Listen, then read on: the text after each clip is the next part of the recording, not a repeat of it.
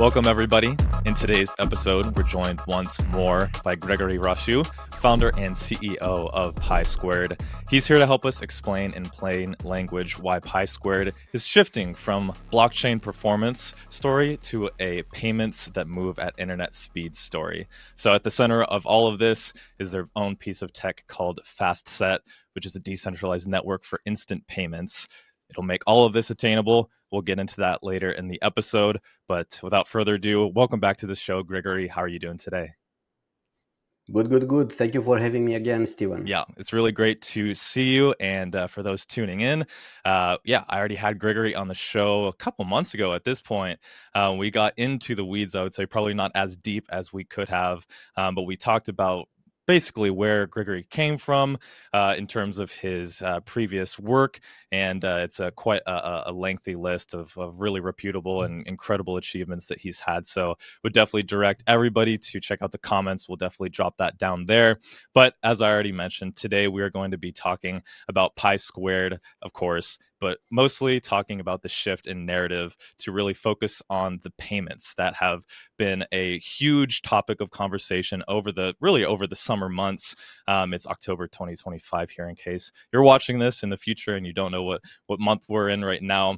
But for those tapped into the space, there has been a lot of regulation that has finally come out of the woodwork in the United States and really opened up the world to what the possibilities are, not only for, decentralized technology, but specifically stablecoin payments. So I'm going to throw it right over to you, Grigore. What have you been seeing as the space has kind of transitioned with more regulation coming around? Let's just try to keep it simple here. What are stablecoins' importance in the coming future of the technology that you're developing? As important as anything can be, because they will replace the money as we know it today. And they are fast. Transfer of stablecoins will be fast and cheap, in sharp contrast to the existing banking and payment systems in the Web 2 world, to say so. Stablecoins will make all the difference in the near future, and we need the right infrastructure to make sure that stablecoins are not slowed down by unnecessary technology. Totally. And that is something that I was really trying to wrap my brain around in our last conversation. And over the past few months here, as I've stayed tapped into everything Pi Squared is doing, it's really become clear to me, just seemingly, a bit of a shill here, but just how revolutionary the Pi Squared network and FastSet kind of the whole technology stack behind it is bringing. It's very revolutionary. And the whole idea of that is that, the concept, kind of basically speaking of blockchains, is everything has to be kind of like in a total order. So this prevents, as many of us know, the double spending problem. So, I send you $1, I send somebody else $1, but I only had $1 in my account and somehow I sent two. So that's kind of the reason that up until now, anyway, the whole thing has to have been kind of first in, first out. But give us a quick very non-technical understanding of the huge shift that Pi Squared brings to the table in terms of where we were with this kind of like set of order that needs to be revalidated, and very kind of a lot of bottlenecks involved with that. With now everything is in parallel and can all happen concurrently. So I think I understand it kind of right, but how would you put it in simple terms, Grigore? In simple terms, if we have a total order on the entire universe, then yes, we have a total order on every single activity in every single house. But we do not need a total order on the entire universe in order to have order in each house, in each person. We can still have our own sequential order of activities. In every day, I do lots of things in order, but I do not have to slow you down with the things that you do, with your list of activities. Initially, in early 2000s, there was this strong belief among the cryptographers, including Satoshi Nakamoto, that the only way to avoid the double spending problem, the double spending challenge, which you described, is to chain all the transactions, to have a total order on all the transactions. That idea appeared several times emphasized in the Bitcoin paper by Satoshi Nakamoto. And indeed, if we have a total order on the entire universe, you'll never be able to do two payments at the same time because one of them will have to be first and the other the second one. However, about 5-6 years ago, the academic initially community came up with an amazing alternative. And they showed that there is another way to avoid double spending. And the idea is to keep a total order for each client that can perform payments, but do not enforce any total order among different clients. And there is a little trick, technical trick, but you asked me not to be technical, so I will not be technical. The validators will have to make sure that every single client's actions, transactions will be executed in order. You cannot skip yourself. You have to maintain your own order. But that's the only constraint on the validators, that they maintain a total order for every single client on the network. And interestingly, if you look at all the cases, there are about 20 different cases that you have to analyze. There is a bit of mathematics involved, but once you go through all of those, and then you step back and you reflect at what happened, you have, at least I had, the wow moment. I said, wow, actually, we can have an embarrassingly parallel, which, by the way, that means massively parallel, without any sequentiality enforced among different clients. We can have an embarrassingly parallel network, decentralized network that supports payments. And not only, but we'll talk about later, basically any computations with any programs in any programming languages. And at that moment, that was the eureka moment. Yeah. We said, this entire field will go through a massive transformation because the genie is out of the box. Now we know that this can be done, cannot be stopped. And here we are now pushing hard for this new paradigm. It's a novel paradigm, or a paradigm shift, how we call it in science. At some point, a new idea appears. Initially, it's very, people are very reserved, circumspect, this cannot work. But then it passes through the resistance threshold and it's becoming clear to everybody that this is the way to go. And not to everybody, to some.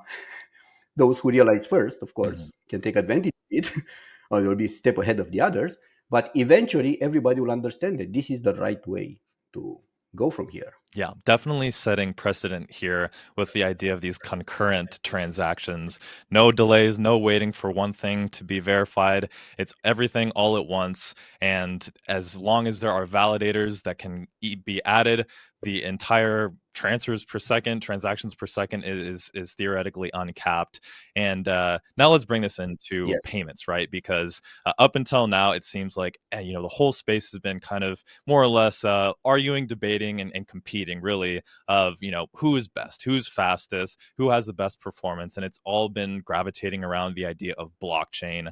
And I'm sure especially you could get super lost in the weeds and could facilitate, or rather have a debate with somebody who really understands all of this stuff, and you guys could battle it out. And it sounds like you would win with this new tech as you describe.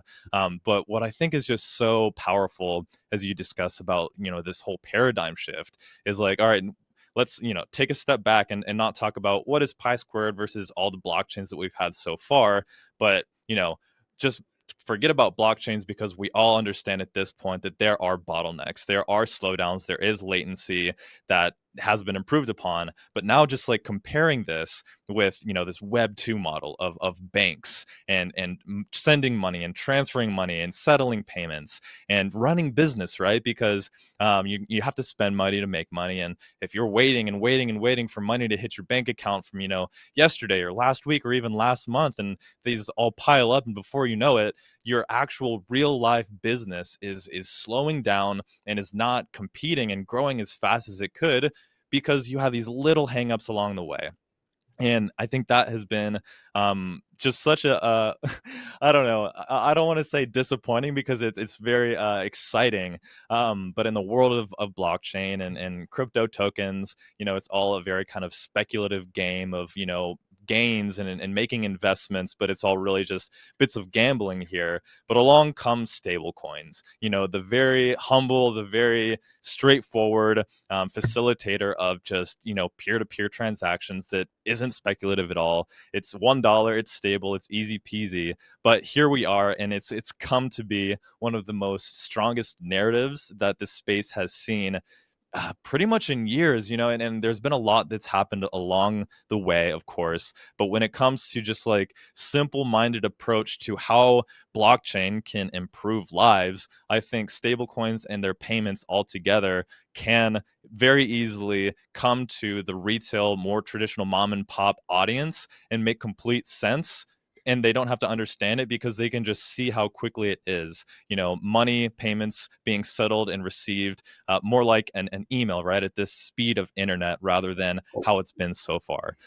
So from your understanding, like, why do payments to this day without, FastSet, why do they still feel like paperwork, and where do builders hit walls today when, having to deal with the low latency, or rather the slow latency, I should say, of payments these days?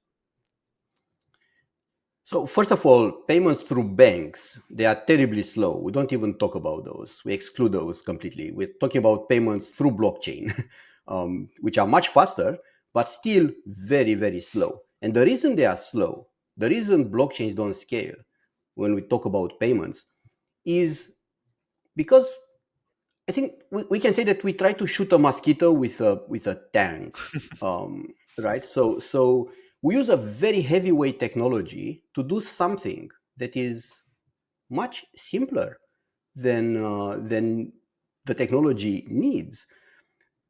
So of course, if you have a total order, if you have a massive number of validators, let's say 1 million validators, and all of these communicate and agree with each other that this is the total order in which you execute all the transactions. Now we have a total ledger that everybody agrees on.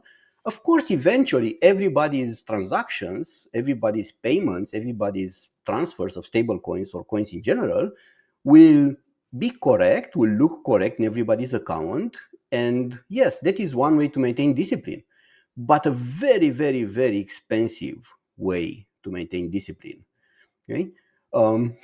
One metaphor that I used with my wife, when she's not technical, I explained her how blockchains order transactions. I told her, imagine that you have like a football field, and you have 100 athletes, the best of the world, on one side of the football field, and they are supposed to run as fast as they can to the other side of the field. Okay, so that they will do it probably in 10 seconds, plus minus half a second or so, all of them. But now imagine that you have a door in the middle of the football field, and everybody has to go through that door.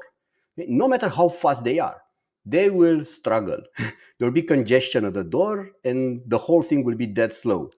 Not because they are slow, but because of the architecture of the whole thing. Okay, that's exactly what happens with blockchains and payments.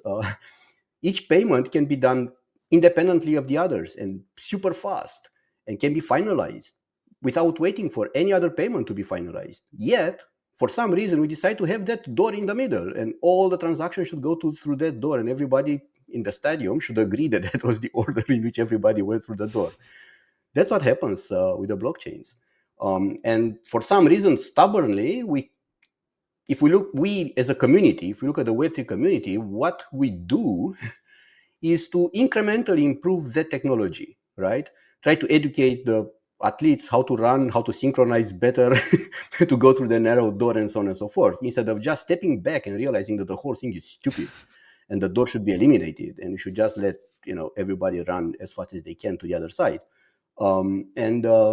Paradigm shifts do not happen overnight. There are a few people who realize that something happened, who have that wow, that eureka moment, but most of the others, no. They are actually either because they don't want to listen, or because they are so entrenched into their daily activities, they don't have time to look outside or to trust what's going on. They don't want to judge by themselves, that wait for other guys to first say it, and then they will follow.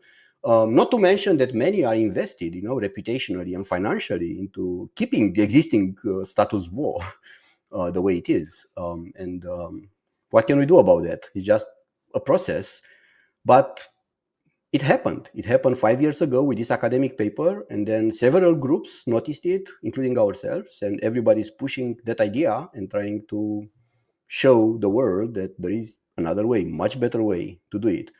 And the fact that it's already implemented and people can play with it, it's a big step ahead. It's not not a theoretical, it's not a hypothesis, it's real. We just have to look at it, not even believe it. Just look at it, try it, and you'll see it with your own eyes. And then you'll say, wow. Actually, each time I show FastSet to people, investors or potential collaborators, partners, and we do the game, right? I ask them to open a wallet. I open a wallet. Let's do some transfers, and they cannot believe it. They keep pushing send, and they cannot believe it that actually, the money is in my account. They send before they actually can see it on Zoom that that it got to the other side. So it's super fast. It's instantaneous, and that's how it should be. And once we assimilate that, once we realize that this is possible, then we'll not go back to the other side. Absolutely. Right? So that's what happens always in technology. You get something, you understand it, you realize this is how it should be. Why should I go back to the past? We don't build steam engines anymore, right? Except for fun. Why should I build a steam engine? We have gasoline engine, we have electric engines. There is no point in building a steam engine. Yeah. So same will happen here. It's a transition. It's a process. Yeah, I recently saw something on the internet, a wise quote, not from myself, but something along the lines of the idea of finding a solution to a problem should be more focused on making the solution so good that people forget that the problem ever even existed. And I think that is 100% what we'll probably see here. But I think it all really rests on, just how much adoption all of this can face. And as we mentioned at the top of this episode, the stablecoins and the Genius Act being passed, it's opening the floodgates, and it's really inviting this idea of a huge boom where stables are regulated and adoption is really soon to increase. We already see it increasing. And FastSet brings about this technology, as you just eloquently explained there, how there's a door in the middle, but you guys just took away the door. And now, not only that, right, because over the past few years, it went from, just how can blockchain and decentralized tech, improve upon the traditional systems. But now we have, artificial intelligence, and now that's kind of even graduated even further to the idea of AI agents. Agents facilitating payments to other agents, and as these increase, it's not only all right. There's 100 people on the baseline on the football field, all going through the door, but now each of these guys, they have a phone and they have a computer, and they've got agents working behind their back, and it's like if they all need to go through the door, then I mean that's just there's no point, right? And with the previous tech, it's like this wasn't really working so well up until now, and you're saying that we should multiply this by magnitudes of 10, of 100, of 1,000. Like there's just no way. So in order for this huge boom to really occur, it becomes paramount that the tech can withstand any sort of boom. So I think that's what really excites me about all of this, is just how much this is going to explode and how FastSet is positioned to just handle all this seamlessly in parallel. Exactly. So if we look at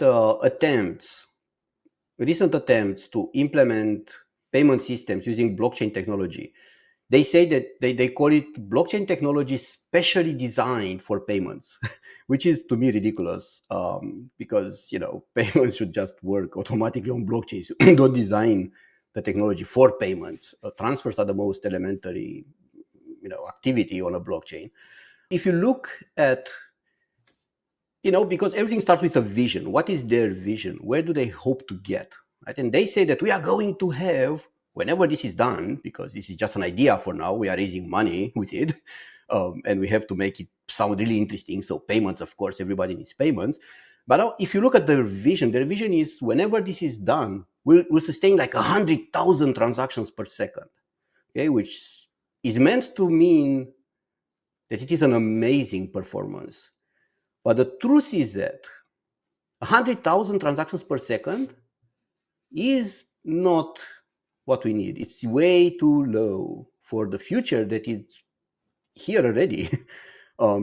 If you look at the number of stock market trades in the whole world, right, there are more than 200,000 trades per second globally on the global stock exchange. Not to mention all the credit card payments and all the bank transfers. So we can easily get to 1 million transactions per second only generated by humans. And you mentioned AI. Now AI is here. All the AI agents offer microservices to each other. They need to pay each other, micropayments to each other, cents in payments. You cannot afford to pay cents transaction fees when you pay cents in the payment itself. We can easily see a future, very, very short-term future, where we need millions of transactions per second to even stay relevant. So blockchains, they will get to 100,000 TPS, maybe 200 TPS. I think some blockchains even said that this is our theoretical TPS, as if that is an amazing TPS. But the truth is that even 100, 200,000 TPS, it's too little for what we need when we transit to Web3, when we adopt the Web3 technology. And I believe that that is unavoidable. That is clearly the future. Then even a million TPS is too little. And that's why we need technologies which are infinitely scalable, which are not limited. They don't have a cap on the TPS. And you can only achieve that with maximum parallelism. As soon as you inhibit the parallelism, you enforce people to go through the door, then slowdowns are unavoidable.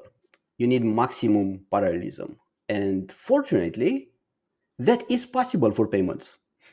Payments are a perfect example now of embarrassingly parallel decentralized networks. We do not need a sequential order for payments. Then why pay the price? Yeah. Yeah, and while you're talking here, just kind of reflecting on the whole conversation here, understanding again and re-emphasizing how pi squared is really emphasizing how the network is set up for payments that move at internet speed. You mentioned how some blockchains say that it's specifically designed for payments. And I love how you thought that was silly, because it is silly, right? And it just kind of hit me, right? Because over the years of ever since Bitcoin was first created back in the days, from the early adopters, speculators, and so forth, there's this advent in this learning curve of what exactly is it and what exactly is the purpose here.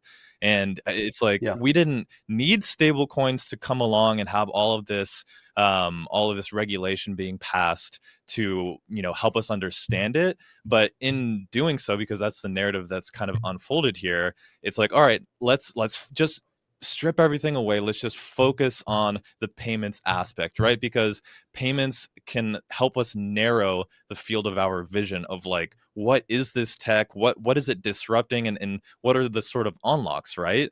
And what stable coins, I think, do is it brings people away from, I think, this more speculative mindset of, oh, investing in meme coins and get rich quick schemes and all of this, a lot of garbage that's on the Web3 internet space today. It really just reshifts and almost like specifically, like, intentionally narrows people's minds to, like, no, like, stable coins, simple, whether it's US dollar or any other currency in the world, it's not fluctuating in price, so don't even get lost in all of that noise. They're payments. And so now we are all coming, hopefully slowly but surely, to understand, all right, this is all just about payments, right? And now it's kind of like that bell curve, right? Because it's like, all right, now the masses understand this is just about payments. And then now you begin to go even further on the x-axis of the bell curve, and you realize that payments are just a claim. And FastSet exactly. is a network for verifying claims. So, all right, I understand Exactly. now that this is all about payments, but now I understand that payments are just a claim. And now I understand that FastSet can take any claim in the world and process Yes. it and validate it in real time, 100 millisecond finality, real time, no delays, yada yada. We've already been talking about it. And all of a sudden, Yes. you realize, as kind of the world will realize that, all right, this claim idea, it can be applied to all sorts of things. So I could easily get lost there a little bit, but just I love what payments do in the sense of reframing it to, no, these are just a claim. And once we understand that aspect, then our minds can open to, all right, what other claims can we make? And then how quickly can they be verified? And it's like, oh, great, they can be verified instantly. And it opens up the world of adoption. Yes, yes. It's interesting to go back to Bitcoin, right? So Bitcoin was a payment system, and it proved that it is possible to have a peer-to-peer, decentralized, censorship-free payment system, right? It took only a few years until we had Ethereum, which said, well, wait a minute, these payments are just programs, a program, a function transfer that executes from, transfers value V from Alice to Bob. So let's allow arbitrary programs. And then we had evolution, step after step after step. So the same happened here. I told you 5 years ago, there was this idea that was published by these academics from EPFL. And once we realized that, wait a minute, the problem of payments has been solved. You don't need total order for payments to avoid double spending. Then exactly the next step was how far we can push this idea now. Payments are solved. Well, of course, it still takes time until everybody agrees that the payments have been solved, but they will eventually, because you cannot, not accept scientific truth. But then once you realize that, the next step is how far you can go. And then the question is, what is the concept underlying payments that needs to generalize, that needs to be pushed to extreme? And yes, this notion of claim came out. Actually, maybe I should go back a bit to pi squared, how pi squared appeared as a company. Pi squared comes from proof of proof. Mm-hmm. Right? So we realize that actually everything that computes is a proof, is a mathematical proof. Everything that a program can do in the end is like a mathematical theorem that can be proved. And the actual execution of the program that makes that function execute and produce a result, that is the constructive mathematical proof of that mathematical theorem. And this is all literal once you have a formal semantics of a programming language. And this is what we have been doing for since forever, right? That's my area as a professor. I teach programming languages, and that's what we do. So formal semantics is a mathematical theory of a programming language that allows you to reduce computation to mathematical proof. And then once you have a mathematical proof, now you can verify the mathematical proof and get the cryptographic proof that the mathematical proof is correct. All right? And now you have a very strong bond between something that claims to be true and a verifiable, succinct proof that that thing is true. Okay? And that thing can be a computation in EVM, can be a computation in Python, in Java, or can be a mathematical theorem like Pythagoras theorem, or can be a real life fact that you are Stephen, for example, and you have a proof that you are Stephen, which can be verified. Then we realize that that's all we need, because payments are also such claims. A payment is a claim that you transfer me one token, and your signature, your cryptographic signature, is the proof, verifiable proof that yes, that is indeed true. And now we can settle it.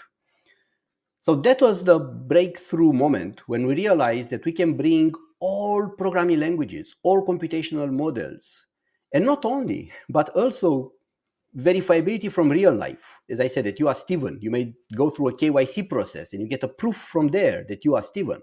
Now you can use that as a proof of the claim, and now you can settle that claim the same way that you can settle that Alice transferred one token to Bob.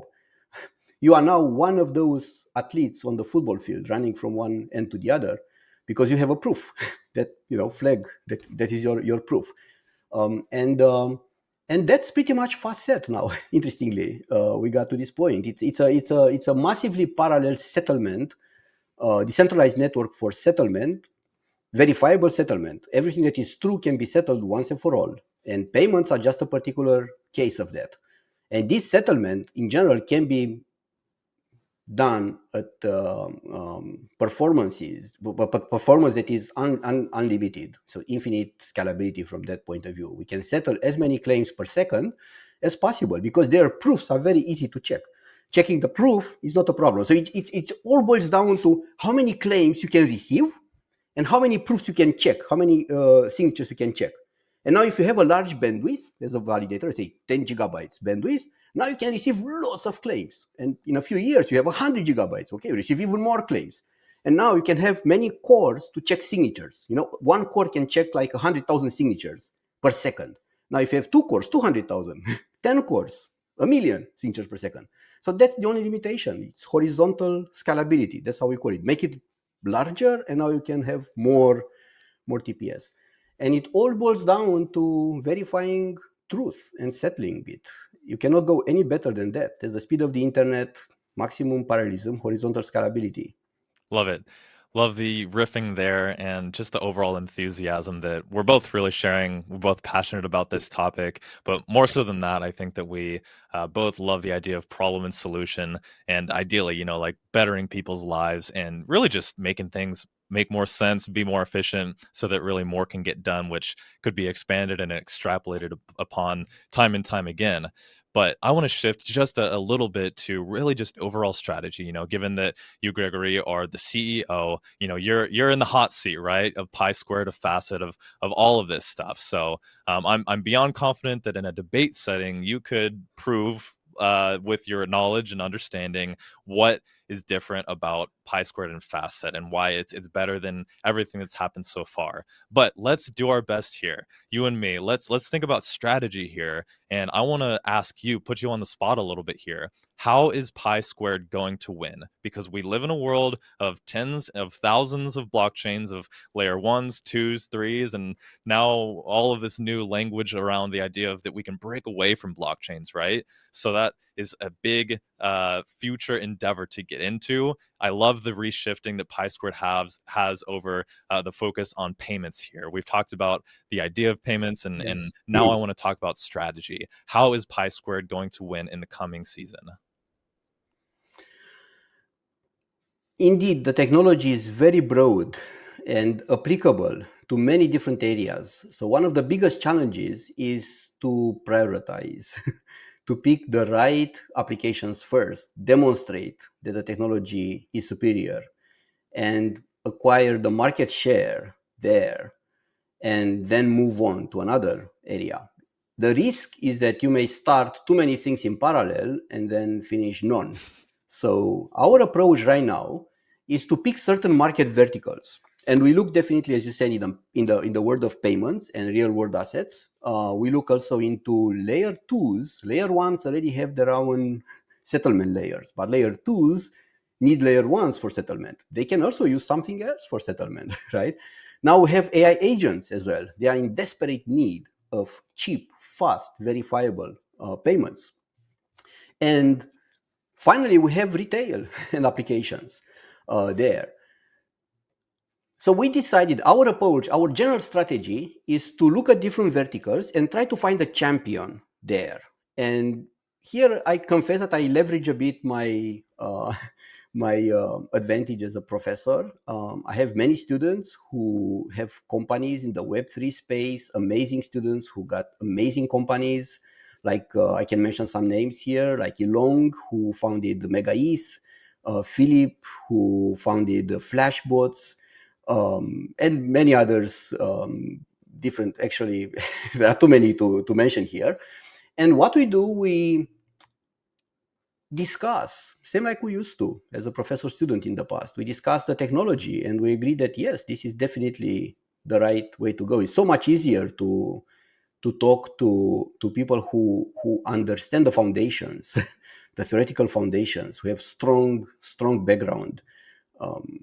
In Web3, many do not really appreciate that, being educated, especially from a good school. They think it's just a waste of money.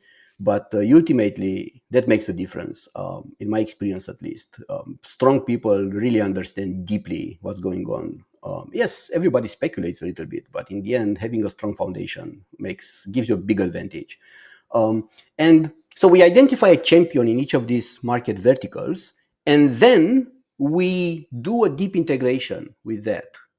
And we do it really well to demonstrate that this is possible, right? And then replicate, all right, in that vertical, and then pick a champion in another vertical and replicate, right? And we currently look into, as I said, into payments, and especially in the context of AI agents in need of micropayments. We're discussing with several. We already announced several partnerships with AI agentic companies where we use FastSet for micropayments for AI agents, and not only actually agents have not only payments, many parallel activities. Each agent is independent of the others. It's actually literally stupid to force them go through a smart contract, all of them, and force total order on millions of agents.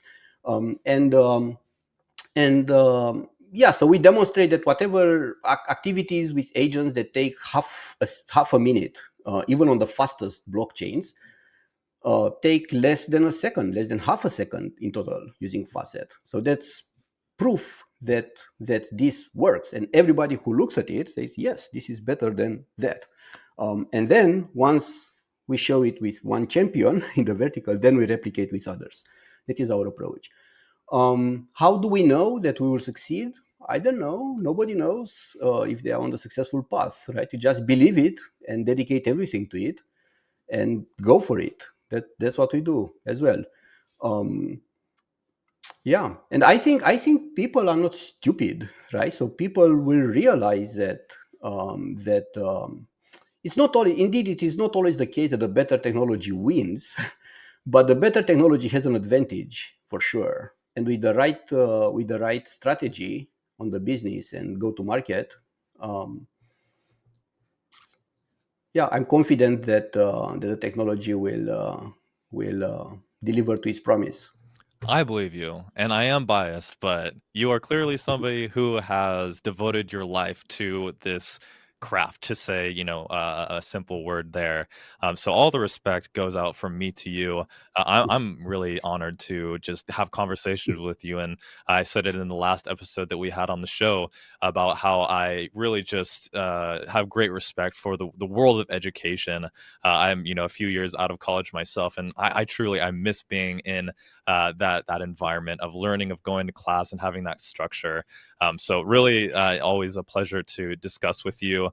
And just to reiterate for the audience that I asked Grigore, how are they going to win? And correct me if I'm wrong, but simply put, sounds like foundation, network effect, and deep integration, and then finally go to market. So would you say it's fair to kind of, simplify the winning strategy for Pi Squared into those three pillars there?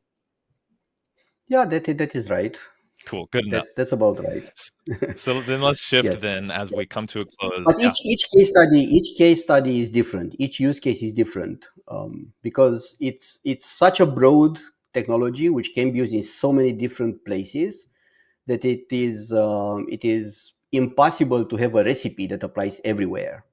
But what people understand, and this is something that actually took me by surprise, definitely positive surprise, was that people understand parallelism, and they understand concurrency. They understand when things should be parallel.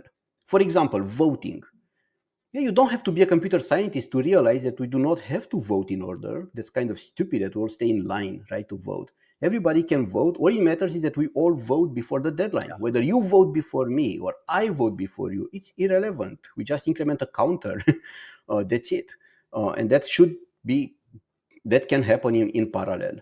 And essentially, now, whenever you see applications that are deployed to Web3, and actually that's also a good maybe a metric for developers who think of adopting FastSet, think whether your application really requires a total order. There are applications like Uniswap, for example, or trading platforms where every single transaction influences something, the state of the system, in a way that cannot be permuted with other transactions. Yes, In those cases, you need a total order. But more than 90% of all the transactions on blockchain do not require a total order. So if you are a developer of such an application which seems to require a total order, which seems to not require a total order, think again. And if you truly believe that total order just slows you down, then you are a perfect application for FastSet. Please approach us. Because that's what we have done as well. We approach teams where we thought that they should deploy on FastSet. Some of them understand it, and then they make the step. We have more than 30 MOUs and partnerships currently with different major players in the Web3 space to migrate to FastSet. So you can do that yourself as a developer. If you feel that blockchains constrain you, that slow down your application, then you are welcome to adopt FastSet, and we'll be glad to help you. Love that. So then let's shift as we come to a close here. Talk about what's coming in the near term, and maybe we'll get to longer term. Although I believe we've already kind of alluded to that. So in closing here, what is real today, and what is next for Pi Squared, Grigore? FastSet is already implemented, at least a very reasonable prototype. We are never happy in academia. We have an academic mindset. You are never perfect. You always improve. But currently, we are satisfied with the current version of FastSet, and we are going to deploy a DevNet very soon. And go to our website, and you'll find it. And it can already sustain more than 150,000 transactions per second, and no blockchain can really do that in real time and continuously. And the plan is to reach more than 1 million transactions per second by mainnet, which will be in Q2 26. That's the plan so far. But currently, we strongly encourage you to go and try it, see it with your own eyes, how you can experience the thrill of instant finality in Web3. So yes, and also there is an application on top of FastSet, which is super, super important, called OmniSet, that connects FastSet with different blockchains, layer ones and layer twos. It's like a bridge, but much, much more than a bridge. Essentially, it's a liquidity hub. It allows you to bring your liquidity from different blockchains to FastSet, and then transfer your assets on FastSet at the speed of the internet. This is the first thing that everybody can try right away, that retail applications can integrate, payments can happen already on FastSet. And what's coming? Programming languages. We are going to add more and more programming languages for smart contracts. We'll start obviously with EVM and Solidity, but sky is the limit with respect to programming languages. FastSet is universal in programming languages. We are going to add eventually all programming languages. Not we, but you, users, will add your own programming languages. You plug and play your language. You like Java? Perfectly. Bring Java to FastSet, and then you and others can write smart contracts in Java. So that was coming.